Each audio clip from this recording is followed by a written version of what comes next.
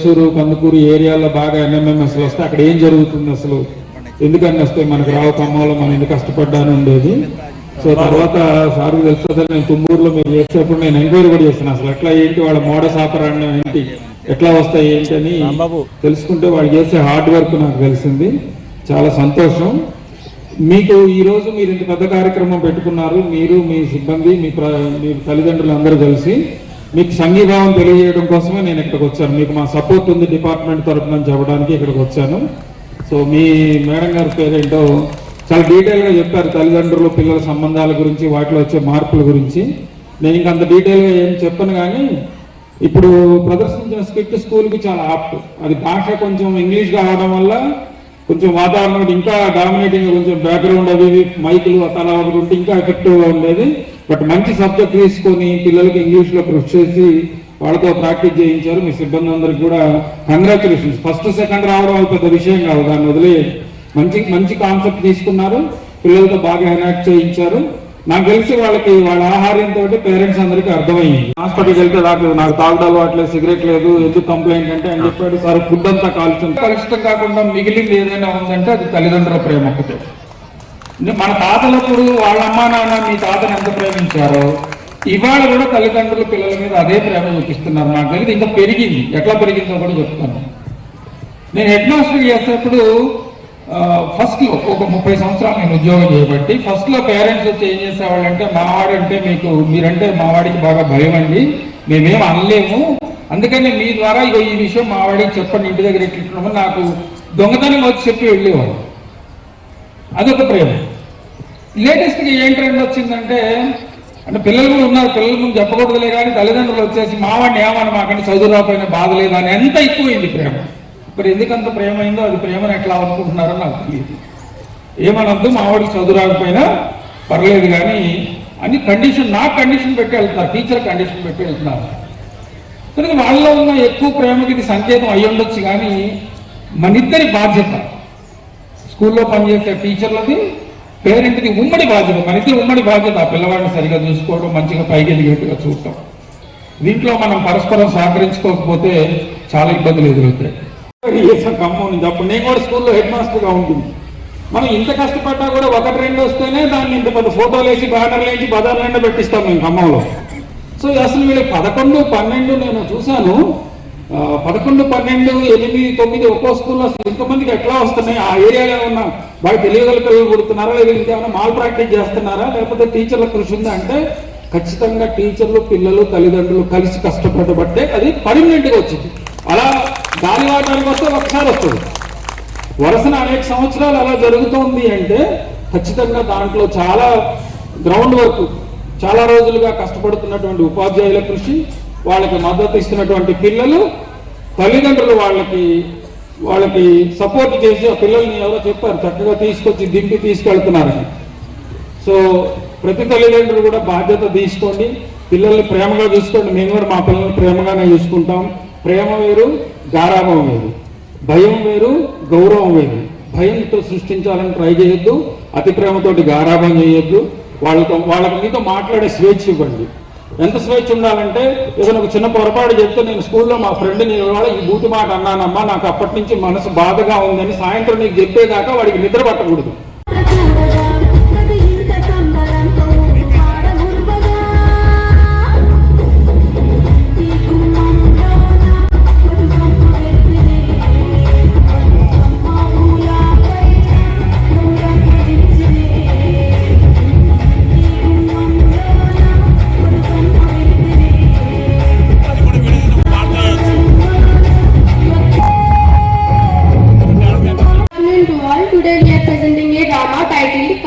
Unleashed.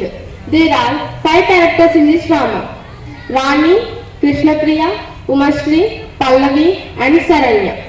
Rani, kid who stand up for bullying. Krishnapriya, bully. Umashri and Pallavi are Rani's friends and Saranya, teacher. Now let's begin the drama.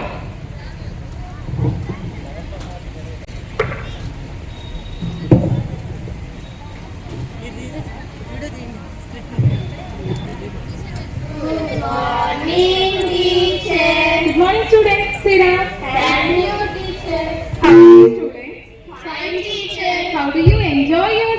session? We enjoyed a lot, teacher. Okay, students, let's begin our class. Open your reader. Page number 159. I'm a new joiner. Okay, Rani, come in. Students, she is Rani. She is newcomer to our class. Okay, Rani, tell us about yourself. Good morning, everybody. My name is Rani. I'm from Khammam. My hobbies are playing games, reading books, and painting. Thank you. Very good, Rani. Go and sit. Rani, open page number 159. Okay, students, let's sing the poem. My father returns home. My father travels on the late evening time. My father travels on the late evening time. Late evening time. Late evening time. Standing among silent commuters in the yellow light. Standing among silent commuters in the yellow light. Listen today. Okay, Pallavi, go and ring the bell.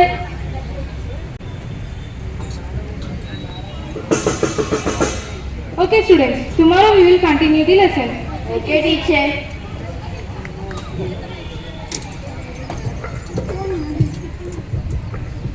Game spirit.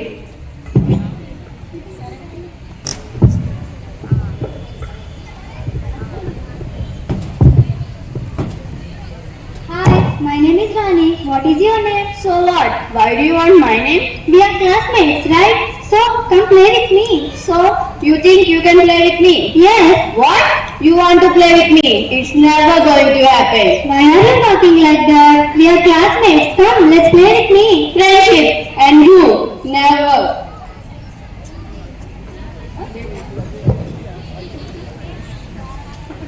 Day 2.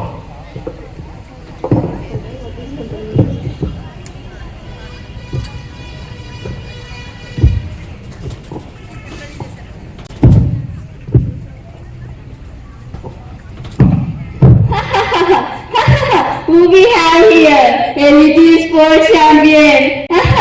Elite Sports Champion. What's up, Rani? What's up? Why is she treating me like this? Oh no, Krishnapriya is bothering that newcomer Litha again. Yes, I said yesterday also. Why is she behaving like that? She always behave like that only. You know what? Whenever you come out, she bullied me also. I felt very bad at that time. Oh really? Teachers అందరూ కూడా చక్కగా తెలియజేస్తున్నారు. కాబట్టి మనకి మొదటి గురువు ఎవరైనా ఉన్నారంటే తల్లిదండ్రులు మాత్రమే. కాబట్టి తల్లిదండ్రులు ఏదైతే ఫస్ట్ విద్యాభ్యాసం అనేది వాళ్ళే చేస్తారు. తర్వాత మనం ఒక 3 years 4 years నుంచి స్కూల్ పంపిస్తాం. అక్కడ మన పేరెంట్స్ రోల్ అనేది టీచర్స్ తీసుకుంటారు. వాళ్ళు చెప్పినట్టుగా మనం చక్కగా చదువుకుంటూ పోతే మనం పై స్థాయికి ఎదగడానికి అవకాశం ఉంటుంది. కాబట్టి మా నాన్నగారు కూడా టీచరేనండి, మండలంలో చేసి రిటైర్డ్ అయ్యారు. అయితే అసలు అప్పట్లో రోడ్లు కానీ కరెంటు లైట్లు ఉండేవి కాదు. అట్లాంటి పరిస్థితుల్లో కూడా ఫ్యామిలీని అక్కడే ఉంచి, అంటే విద్యార్థుల్ని దగ్గరుండి కనుక మనం ఇచ్చేయకపోతే వాళ్ళు చదువుకి దూరం అవుతారనే కాన్సెప్ట్తో పనిచేసేవాళ్ళు అప్పట్లో.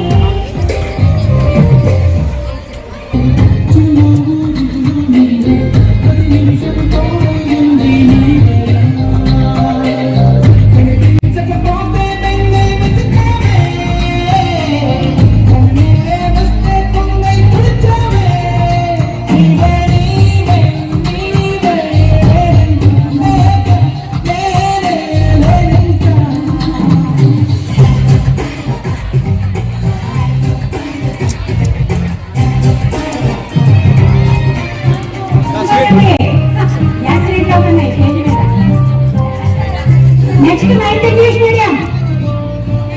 9th ఇంగ్లీష్ మీడియం పిల్లల తల్లిదండ్రులు వేదిక దగ్గరికి రావాలమ్మా. పిల్లలు తీసుకురండి, అమ్మా నాన్న తీసుకురండి. ఓకే, వెరీ గుడ్ నాన్న. చక్కటి ఇది వీకెండ్ లెర్న్ ప్రోగ్రాంలో భాగంగా ఇది స్కిట్. వీకెండ్ లెర్న్ అనేది ఖమ్మం జిల్లాలో 32 స్కూల్స్కి అవకాశం ఇస్తే అందులో మన స్కూల్ని గుర్తించి ఈ అవకాశం ఇచ్చారు మన డిఓ గారు, కలెక్టర్ గారు. వారి కలెక్టర్ గారికి, డిఓ గారికి ధన్యవాదాలు తెలియజేస్తున్నాం. అదేవిధంగా పేరెంట్స్ అందరి ముందు ఒక చిన్న విషయం నేను ముందు ఇస్తున్నాను. ఏంటంటే మీరు ఐఐటి ఫౌండేషన్ అని విన్నారా? చాలామంది పేరెంట్స్ వినే ఉంటారు.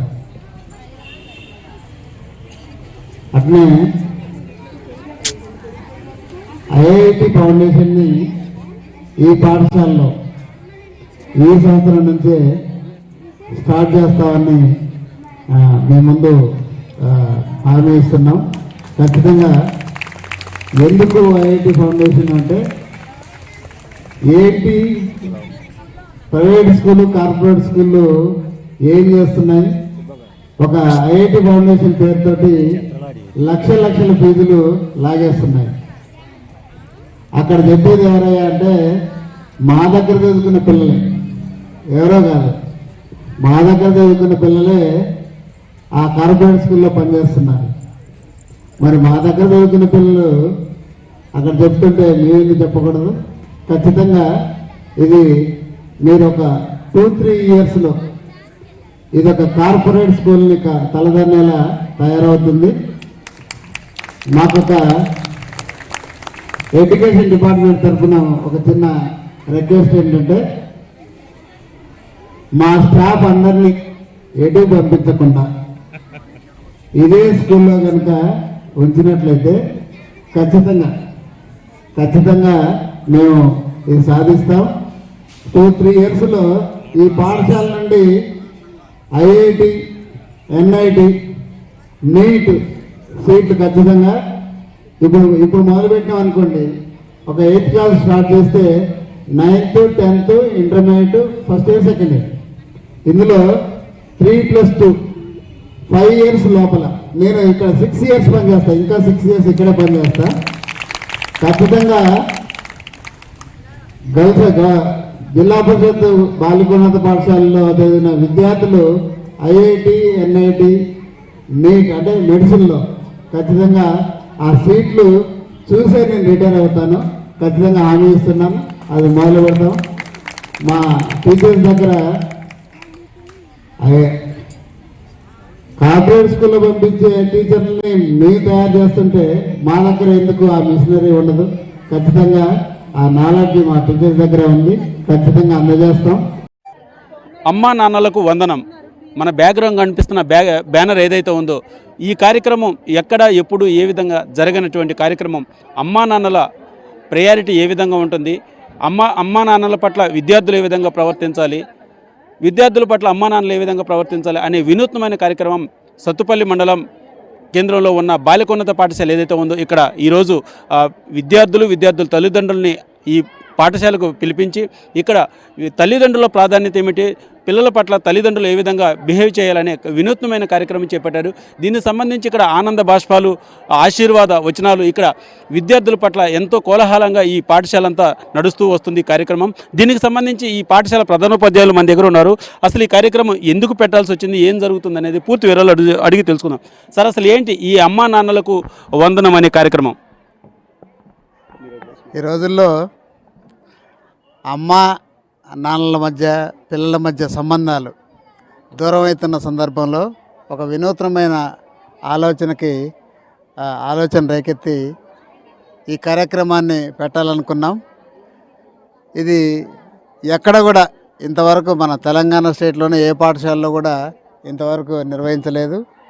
నిజంగానే ఈ టైటిల్ తగ్గట్టుగా ఆ తల్లిదండ్రుల యొక్క ముఖాల్లో ఆనంద బాష్పాలు చూస్తున్నాం. నిజంగా నాకు కూడా స్టార్టింగ్లోనే కళ్ళల్లో ఒక ఆనంద బాష్పాలు వాళ్ళని సత్కరిస్తుంటే, పిల్లలు పాదాలకు నమస్కారం చేస్తుంటే నాకు కూడా ఆనంద బాష్పాలు వచ్చాయి. నిజంగానే ఇది వినూత్న కార్యక్రమం. పేరెంట్స్ అందరూ కూడా చాలా చక్కగా, దాదాపు ఒక 200 మంది పేరెంట్స్ హాజరయ్యారు. ఇక్కడ లోకల్లో పేరెంట్స్ కాకుండా కూడా ఏంటి కార్యక్రమం అనే ఒక వింతగా దీన్ని చూస్తున్నారు. చాలా చక్కగా ఈ కార్యక్రమం బాగా సక్సెస్ అయింది. ఎందుకంటే నిజంగానే మేము అమ్మా నాన్నలకు వందనం అనే టైటిల్ షూట్ అవుతుందా కాదా అనుకున్నాం, కానీ చాలా సక్సెస్ఫుల్గా అది 100 రెట్లు అది 200% కూడా అది సెట్ అయిందని భావిస్తున్నాం. చాలా చక్కగా హ్యాపీగా ఉన్నది.